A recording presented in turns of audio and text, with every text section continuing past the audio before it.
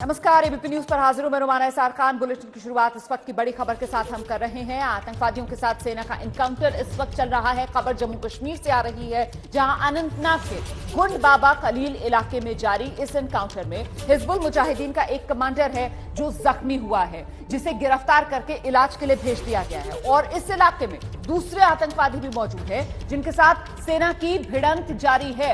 इस वक्त की बड़ी खबर, एनकाउंटर जारी अनंतनाग के अंदर, ये एनकाउंटर इस वक्त चल रहा है। और जानकारी के लिए हम सीधे रुख करेंगे, मेरे साथ मेरे सहयोगी आसिफ कुरैशी इस वक्त मौजूद है। जरा जानते हैं आसिफ से क्या अपडेट मिल रहा है। आसिफ,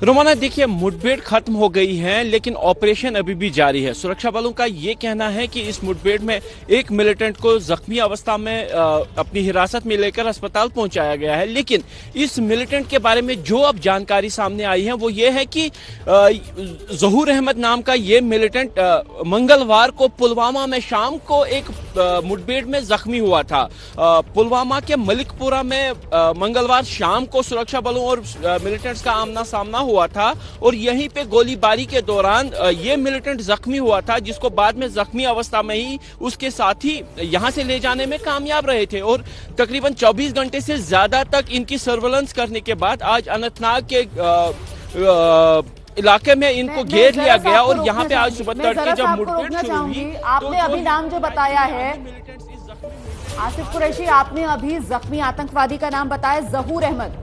जहूर अहमद नाम है आतंकवादी का या जहीर अब्बास? नाम को लेकर कंफ्यूजन है।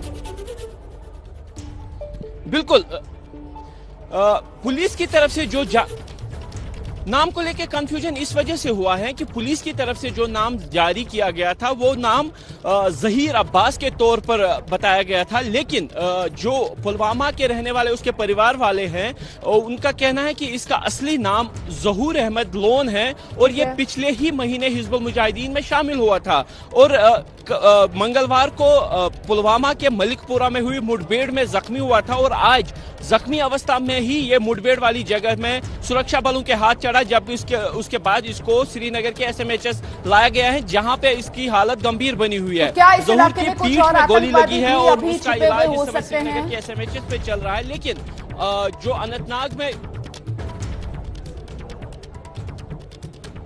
बिल्कुल रोमाना, सुरक्षा बलों का यही कहना है, जो जानकारी मिली थी वो ये थी कि जख्मी मिलिटेंट के साथ कम से कम 2 और मिलिटेंट्स थे जो इसको यहां लेके आए थे उपचार के लिए पुलवामा में हुई मुठभेड़ के बाद। लेकिन जो सुबह जब ऑपरेशन शुरू हुआ था तो गोलीबारी दोनों ओर से हुई थी। उसी दौरान वो उस घर से भाग निकलने में कामयाब रहे थे। इसीलिए इस पूरे इलाके की घेराबंदी करके तलाशी ली जा रही है ताकि उन बाकी के 2 मिलिटेंट्स को भी ढूंढा जा सके जो इस जख्मी मिलिटेंट को पुलवामा से अनंतनाग लेके आए थे। रोमाना, इनकी सूचना मिली कैसे सुरक्षा बलों को?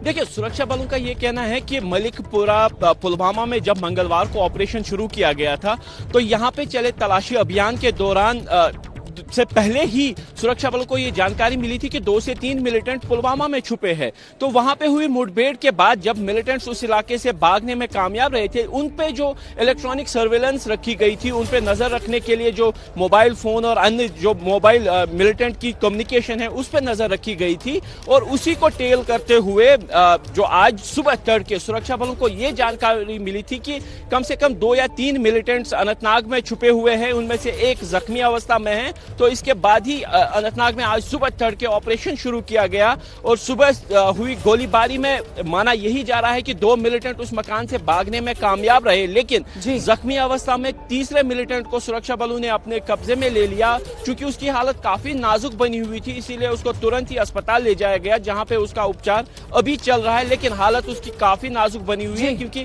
काफी ज्यादा खून बह गया है पिछले 24 घंटे में। और लग यही रहा है कि मिलिटेंट्स की कोशिश थी कि उसका इलाज अस्पताल से बाहर ही हो, लेकिन वो कामयाब नहीं रहे। और चलिए, आप नजर बना रखिए। बहुत बहुत धन्यवाद फिलहाल इस तमाम जानकारी के लिए। तो 2 आतंकवादी जो भाग निकलने में कामयाब हो गए, अभी फिलहाल उनके लिए सर्च ऑपरेशन इस पूरे इलाके में चलाया जा रहा है।